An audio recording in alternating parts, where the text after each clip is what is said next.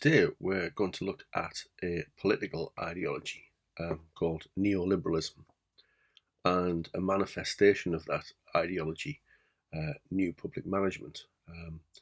The new public management element came to the fore in people's approach in the kind of 1980s, 1990s.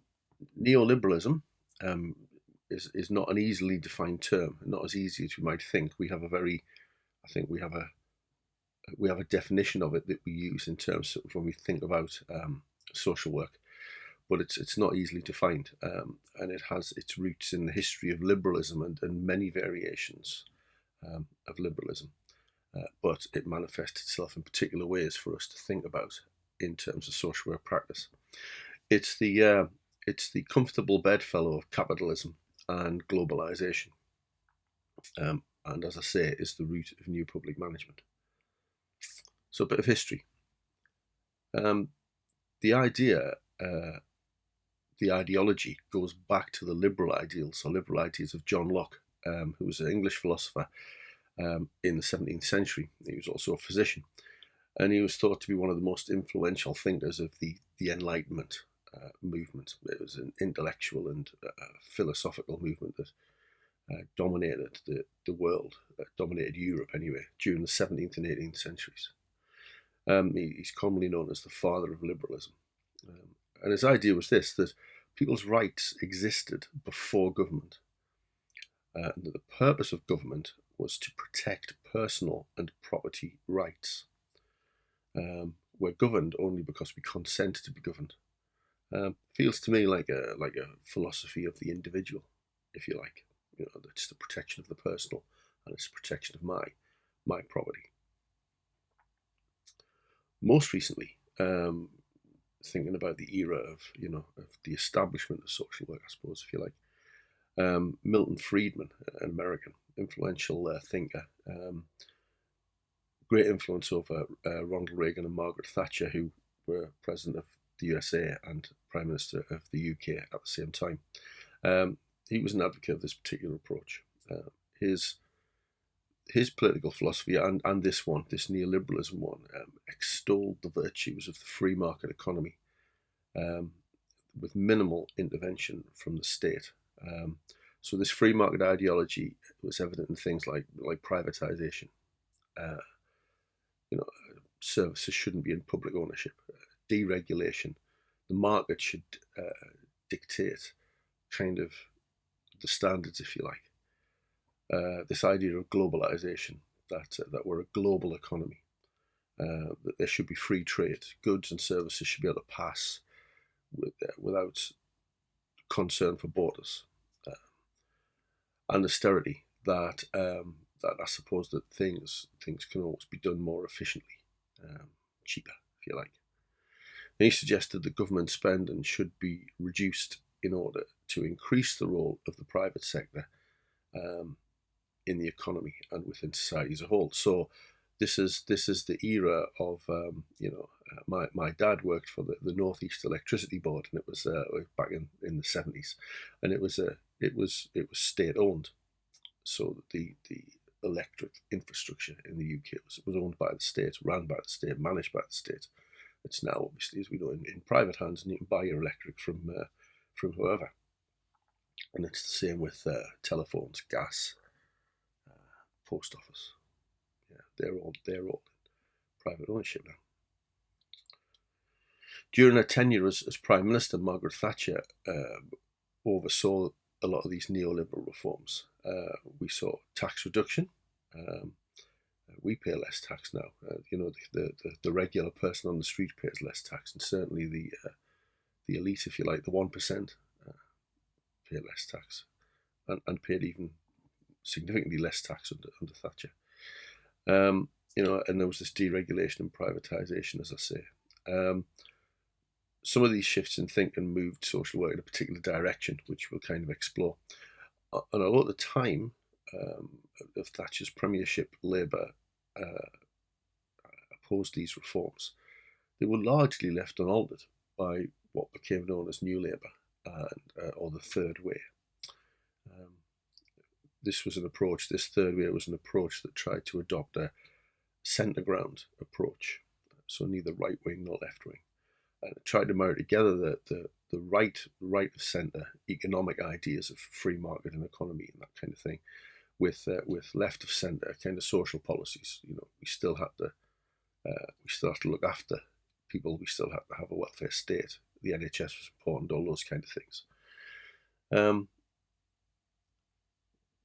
And Milton Friedman's really interesting on this, because he talks about the fact that his view is that capitalism is the route to freedom, and that capitalism isn't an evil thing. It's worth delving into his. If you're interested in that political dimension, it's worth delving into some of the stuff he's written. So what Thatcher and Reagan had established in the 80s was developed, and an attempt was made then by Tony Blair and Bill Clinton to annex to it a new kind of socialism based, in Blair's words, on social justice, with equality of opportunity being the new kid on the block. Equality of opportunity was the thing. So again, and it really, to me, Blair's words here really echo Margaret Thatcher's, which were, you can be whatever you want to be. The 80s was this time of I don't know, you might remember some of this, or you might have heard this before in your history lessons. The yuppie, the time of the yuppie, young and upwardly mobile, I think it stood for. So everybody had their file of faxes, and everybody was kind of, wanting to strive to achieve, which generally meant earning more money. And I ponder, as you know, interested in self-care and that kind of thing, I ponder whether we're seeing the fallout of that attitude of you can be whoever you want to be if you work hard enough and strive. And I wonder whether that's kind of rooted some of the problems that we now see.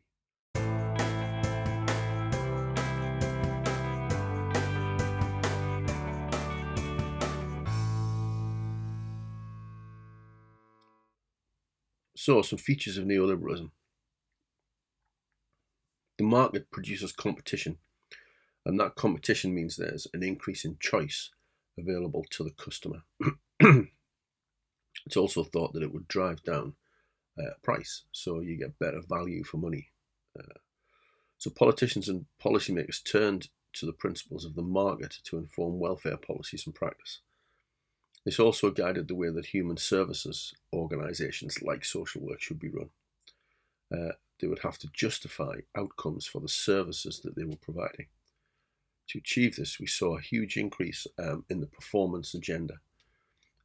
We have performance indicators which benchmarked everything that local authorities achieved, had they achieved the necessary standards.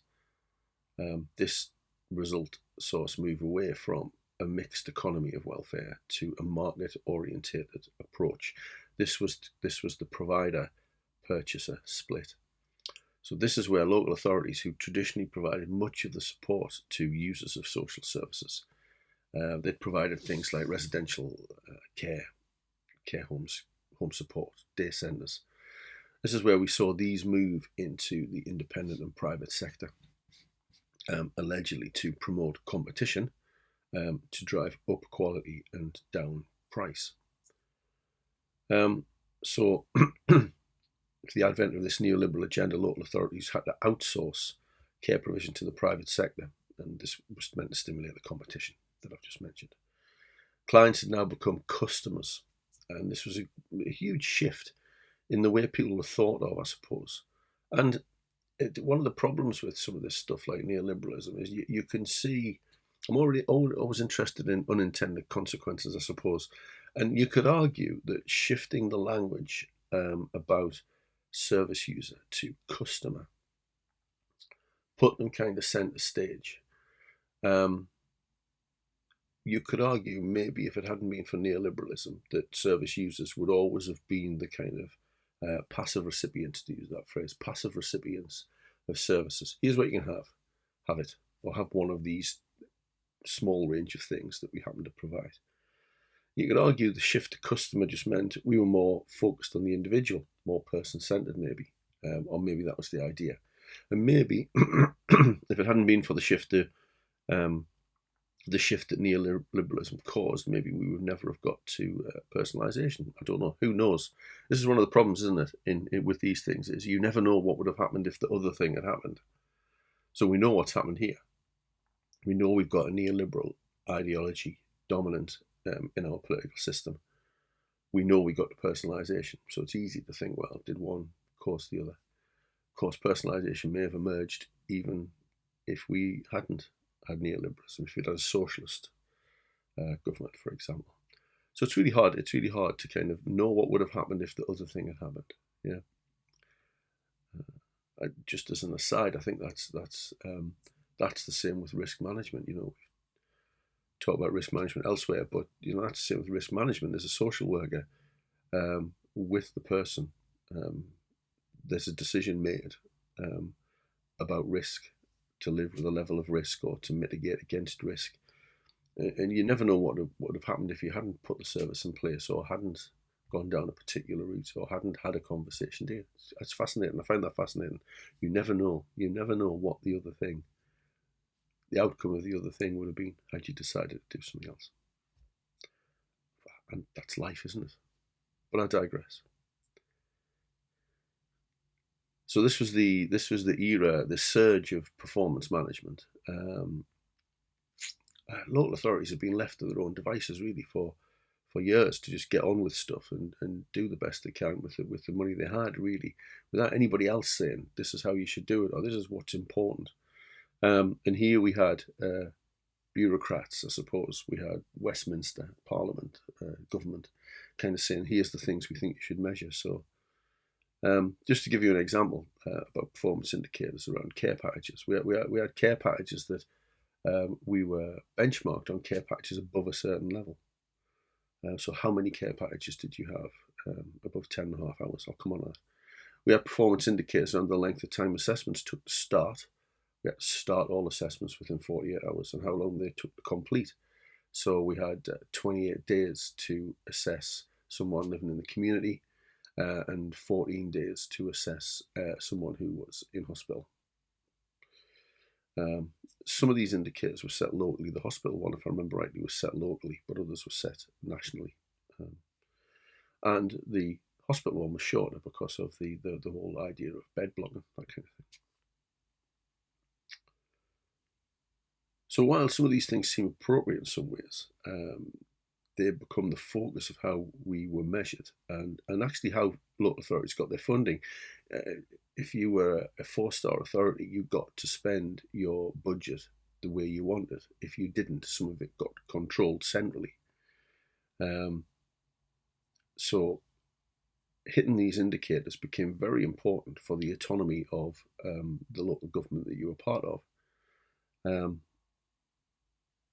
So yes, how you were measured affected the funding to the local authority social services departments, and that was controlled based on performance indicators being met. So this led, in some cases, as you can imagine, to the focus being on hitting the performance indicators targets rather than necessarily about delivering the required service and focusing on the qualitative side of that service. It was a very quantitative kind of measure. So, as an example, you know, I mentioned before this 10.5, I think it was 10.5 hours care package. It was around about that. As a practitioner, to go out and review people's care packages, round about the time performance indicators, that, you know, it was the annual return. You know, we had to tell government how we'd done. I remember going out in the run up to that, and because we didn't have enough care packages over 10.5 hours, going out to people who had care packages that were 9 hours, 9.5 hours, and giving them more service. Bear in mind, service they might have well been having to pay for, or it could be a service that was in short supply. We were giving them more service to bump our performance indicators up. And I'd argue the local authorities that ended up being 3- and 4-star authorities were probably the ones that knew how to manage the numbers well.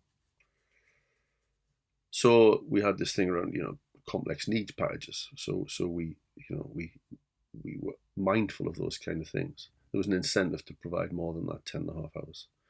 Another example would be, as I said before, duty call. Duty call was deemed to be the start of the assessment.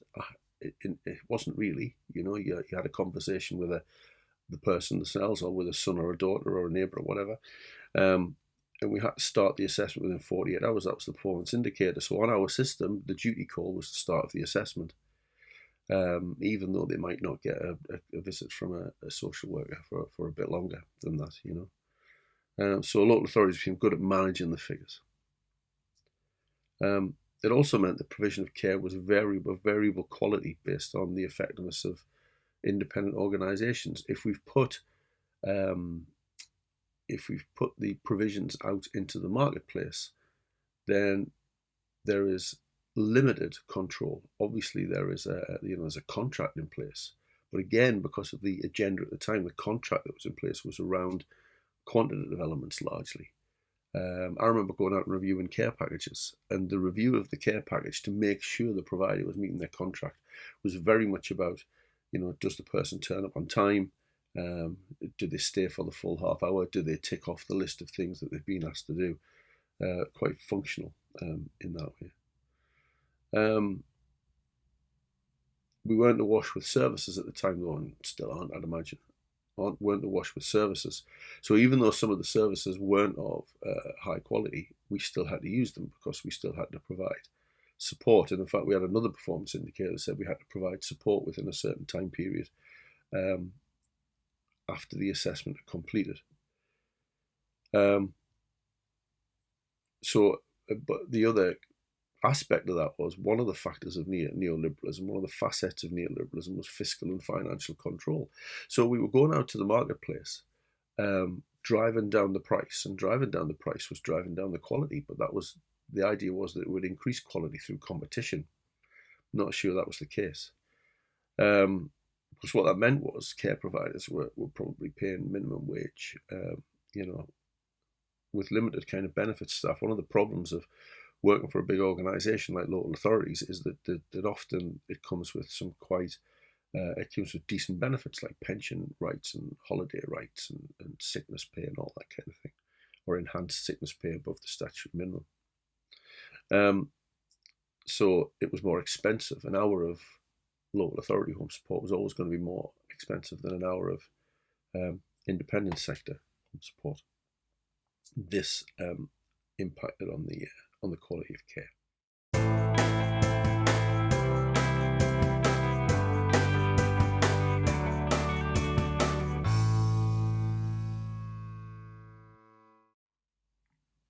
So this neoliberal focus was based on the assumption that public sector bodies were inefficient and unaccountable. So this brought local authorities under central control, central government control, and saw the emergence of a thing called new public management and managerialism. And this was the idea that even public sector organisations should be run on business models. And we see that now, don't we? We see things like, everywhere is run on a business model. This ideology does dominate without a doubt. The university is run on a business model. It's a business. If it can't make money, or it can't make enough money, or can't at least break even, then it doesn't survive, does it? And that's not how such institutions were, 100 years ago. Less than that, probably. So now we're run on business models, and even in the university where everything's tracked, your module guide tells you what you can expect. You can expect a certain level of tutor support, all those kind of things. They're all measured. They're all decided upon and measured, because you, in this neoliberal world, you're a customer as well. You're a student. I mean, that's my view. You're a student. And I think as soon as we shift the focus in social work or in education to this customer idea, it suddenly makes the relationship very different. I'd be interested after this to hear what you think about that. Anyway, so this saw the new emergence of this idea called new public management and the emphasis on private sector management practices. And as I've said previously, the ideas behind this were things like competition, contracting out, commissioning. There's a tender process with contracts most often going to the lowest bid because of that fiscal control that neoliberalism was meant to achieve. And it led to these objective benchmarks, often based on quantitative measures set by external people. Because this accountability to the public purse was promoted with these neoliberal ideas of the three E's: economy, efficiency, and effectiveness. So we had things like, I remember schemes, ideas like best value. Everything had to be best value. And what did that mean really? And what it meant really was it has to be best value for money, really. So the service users, their customers, and their satisfaction governs the market. Although I can remember seldom, in fact never, I don't think, in my career as a social worker, where the feedback we got on quality of service led to us not contracting with somebody. It maybe happened. I can't recollect. Certainly one of the bigger problems that I remember was that sometimes, because home support organisations were being paid like, I suppose, as little as possible, in effect, through this bidding contracting process. I remember a couple of occasions where a couple of smaller home support providers went to the wall, and they literally I remember one of them quite well. I think it was on out of hours at the time, and they rang up and just said, "We're not delivering care from tomorrow." And you suddenly got, they were a small agency, but it was probably still 100 and odd people who suddenly the next day didn't have anybody going in to deliver their care, because suddenly the company had become not viable. Whereas when the local authority managed all the care, then they were a big organisation. There are some things that come with benefits in terms of big organisations.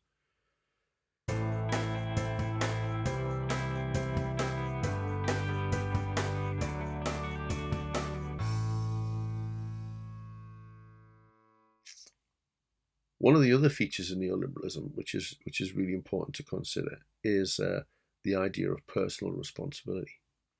You are responsible for yourself. So if things are going well for you, if things aren't going well for you, then it's up to you to do something about that. If you don't do something about it and end up in a difficult, sticky position, then it's your fault.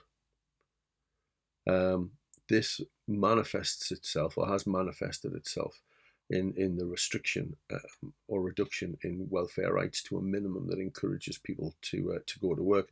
Norman Tebbit, who was a minister in Margaret Thatcher's cabinet, his phrase was during the 80s when there were high levels of unemployment. He said, "Get on your bike." That's what my dad did. He said he got on his bike. And he cycled to all the nearby villages till he found a job. It's your responsibility. If you have not got a job, it's your responsibility to go and find one. Yet, allegedly, it's the market that sorts all of this out. Yeah. Well, the one thing Milton Friedman says is that there is an inevitable level of unemployment.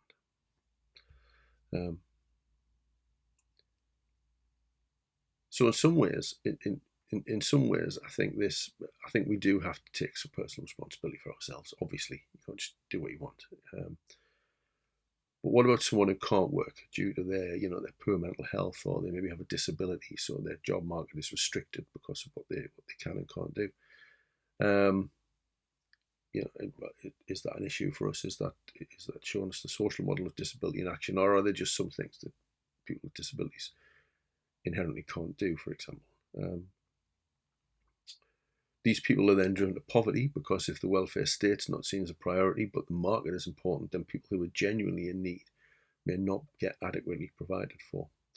Also, if we're personally responsible, then it creates a blame culture.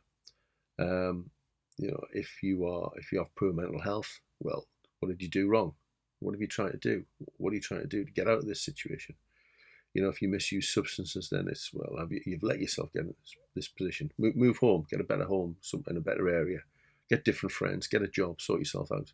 It kind of leads to these kind of, these ideas, doesn't it?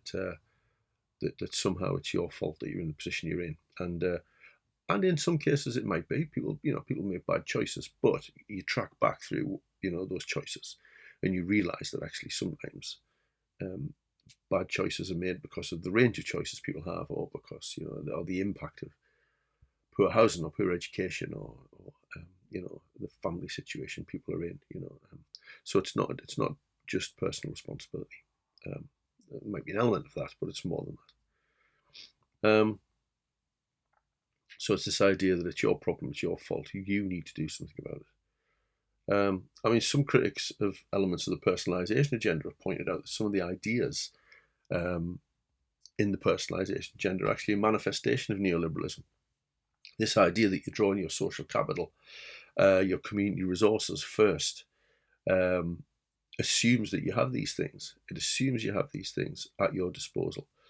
Um, and again, it's if you haven't got those things at your disposal, if your community can't offer you anything, if you've not got social capital, there because of your relationships with people that you've fostered, then is that your fault? And in some cases, maybe your social capital is actually the problem. If you think about maybe there might be people who misuse substances, whose social capital around them, the people around them, the people they can go to, are actually part of why they misuse substances. I suppose there's an argument there in terms of mental health. If someone with mental health problems, if someone with mental health problems has become isolated, um, and the only people they have to go to maybe are the source of some of their mental health problems, dysfunctional friendship groups, problematic problems in your family, that kind of thing, then maybe that's maybe you've not got the right sort of social capital, positive social capital to kind of turn to. But personalisation says that's what we have to do. We have to go to those people first. Rose, from 1999 in Limbury and Postle, says that neoliberalism has caused a shift from citizen to consumer. Well, we've just talked about that. People, and the shift that people need to activate their rights in the marketplace. So they have to be in the marketplace as consumers. And the role of public agencies is actually to help them act in this way. So our role as social workers, the role of local authorities, is to help them act as consumers. What can you pay for from your own resources? That's another personalisation thing, isn't it? Or even what do you want to purchase with your benefits or your local authority funding in the marketplace? We're going to the marketplace all the time. Makes the assumption that people are competent enough to take control and that people actually want to opt into this capitalist, this way of being. They want to be purchasers of services. So even in new ideas like reablement and the tenets of personalisation lead us to think not as people needing to be looked after, but rather that people need their capacity enhanced and strengthened so they can look after themselves. And again, that's a double bind, isn't it? Because we nobody's going to argue about giving an older person after a stroke reablement, because they can then do their own things and it's more dignified. Nobody's going to argue against that. But sometimes we have to kind of dig under and see why it is we're in this position, what's driven it. And again, unintended consequences. Maybe neoliberalism is a negative political ideology. Maybe there've been some positives that have come out of it, or some ideas that have come out of it, on a more personal level. Limbury points out that the problem is that when people are meant to act as consumers in the social care marketplace, they are unlikely to be adequately able to, as the very fact they've come to the attention of social work means they are likely to be psychologically or physically frail. So they can't be actors in the capitalist world because there's some sort of problem or issue. Are they in the best place to make a choice, or should a choice be made for them until they're in a better place to make a choice? The 3 conversations model that we found out about in working with adults is very much about asking the person, what can we do? What can we do? How can we support you with what you've got around you, with what you've got at your disposal? What if the person's in a position where they can't think about that kind of stuff? The reality of choice is problematic as well. If not enough people choose to access a particular service, then the service will not be then economically viable. And given that the very premise of neoliberalism is founded on the market, and the market is founded on capitalism, which in turn is founded on shareholder or owner profit or value, then the service that does not receive enough customers will not be able to exist. But what about the number of people who did want to choose that service? If the service is not economically viable and making money, then that service will just disappear. And many people maybe didn't want the service in the first place, but many other people maybe wanted that service. Equally, if many people want a service and demand outstrips supply, the likely economic effect could be that the price goes up because that product, that service is more desirable. It could be that the service then expands, but it might mean the service can't expand. For example, the amount of bedrooms in a high quality, luxurious, sought after care home can't be increased. They can't, all right, they could build an extension, but in the short term, they can't suddenly have more rooms because more people want those rooms. So what does that mean? Well, what that means is the price goes up because it's like, well, we've got one room and 4 people who want that one room, so we can charge extra. We can sell that room to the highest bidder. So this idea that competition drives down price could actually mean in some circumstances price rises.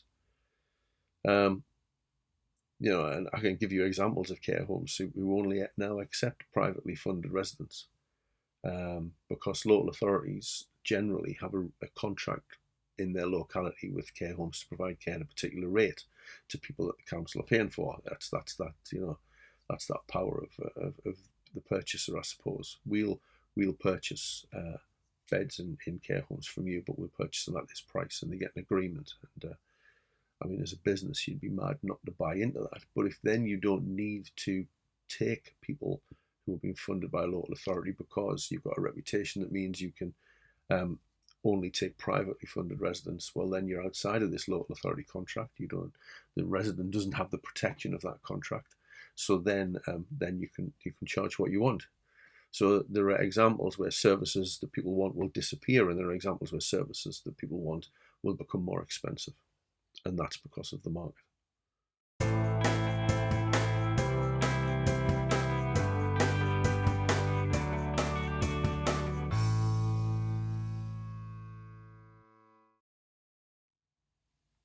So there's also been an impact on the independent sector, where local authorities have had to contract out functions to independent providers. They obviously need to ensure their value for money. That's what we've talked about. That's one of the tenets of this approach, this ideology. So they've got performance indicators. So they impose these performance ideas on the providers to make sure that these providers kind of are fit to meet their contracts. And what that does is that shifts the emphasis often away from flexibility that independent and private sector organisations can have, because they're running their own show. They have been, or maybe are charities, so they can run their own show. They can do things the way they want. They're not beholden to anybody. They can give a very flexible service. An ex-student, one of my tutees, wrote a dissertation on exactly this problem. They'd witnessed firsthand in a sheltered housing provider, supported housing provider that came under a local authority contract to work with people who had substance misuse issues and were homeless. And this organisation would usually have worked with people to whatever timescale was required within reason. So if somebody needed, a short stay for a month or whatever, that's what would happen. If they needed 6 months, that would also happen. They would wait until they would work with the person until they were ready. And then suddenly, because the local authority shifted how they managed their legal requirements to homeless people, contracted with this organisation, but then set timeframes, specific timeframes. And I can't remember off the top of my head, I think it was 3 months. So they had 3 months to turn everybody around, have them discharged into rented accommodation or private accommodation, and no longer be part of the service. And to get them discharged after 3 months was seen as a success. But what the organisation found was they just saw people coming back into the organisation for support because they'd discharged people from their service too soon. So that had an impact on the individuals, obviously, because you don't want to be, that cycle's not productive and helpful, but also had an impact on the organisation, where another month might have helped. They had somebody back into their system, back into undertaking all the processes of bringing somebody into their system, establishing therapeutic relationships, establishing ways of helping. So the key ideas here are that neoliberalism improves choice by making people customers, free to choose from a range of options, places care in the marketplace, and as a consequence, choice and quality will improve. So neoliberal ideology states that we are responsible for ourselves. That's the way it should be. The state should intervene as little as possible, or at least at a minimal level. I came across this TED talk that's going to come up next that explores capitalism, that I think links with the ideas here, particularly that there may be is a different way that offers a critique of capitalism and neoliberalism. It's refreshing to hear, because I feel in many ways we are so far down this capitalist pathway that there is no alternative now. It is the way that ideologically that a large part of the world, but certainly the UK, is. So there's no alternative to it. So the alternative is to make capitalism maybe work in a more ethical way that supports people. And I watched this TED talk and I enjoyed it, and I think it fits with what we're talking about this morning. So I'm going to. That's coming up now.